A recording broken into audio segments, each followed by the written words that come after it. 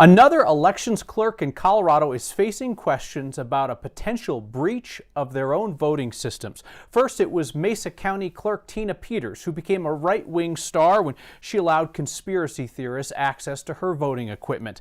Now, Republican Elbert County Clerk Dallas Schroeder says he made a copy of his election hard drive.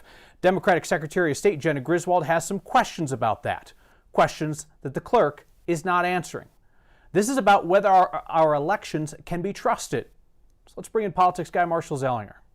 Back through here. Republican Elbert County Clerk Dallas Schroeder gave us a tour of his election office in 2018. I went back there today, but he did not want to talk about what might be an election security concern. What he did was take a copy of the hard drive of the voting equipment. Democratic Secretary of State Jena Griswold found out there might be a security breach when Schroeder filed this affidavit as part of an election conspiracy lawsuit he's involved in against Griswold. I made a forensic image of everything on the election server, and I saved the image to a secure external hard drive. In the affidavit, he admitted he did this before the trusted build, which is a software update of the voting system. At this point, we have no reason to believe that there was election security vulnerability for the 2021 election. In May, Schroeder put out a news release after conducting a hand recount of the 2020 presidential election. His recount found 3 discrepancies. All human errors, not machine errors. Here's what he wrote in that release. I am proud to report these results and verify that Elbert County does it right.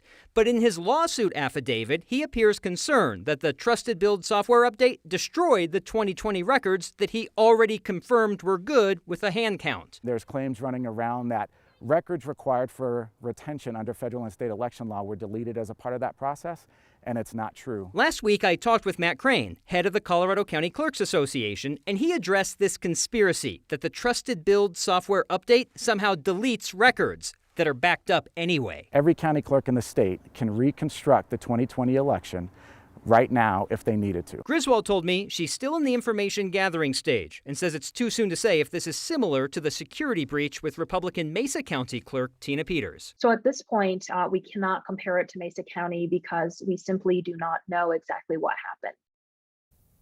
Schroeder wouldn't answer Griswold's questions. Maybe he would answer mine. I reached him by phone. He answered. I asked if he thinks he did anything wrong. He said, all of our comments will be going through the courts. Kyle, I asked the Secretary of State if she has any concerns about the equipment there.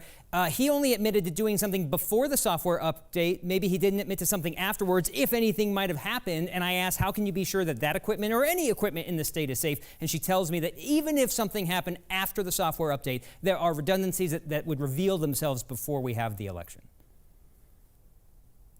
So, Marshall, this comes at a time when people who are spreading the conspiracy theory about rigged elections nationally, I think of President Trump's former advisor, Steve Bannon, are talking openly about their plan to take over the machinery of America's elections by getting people into clerks' positions to get into equipment.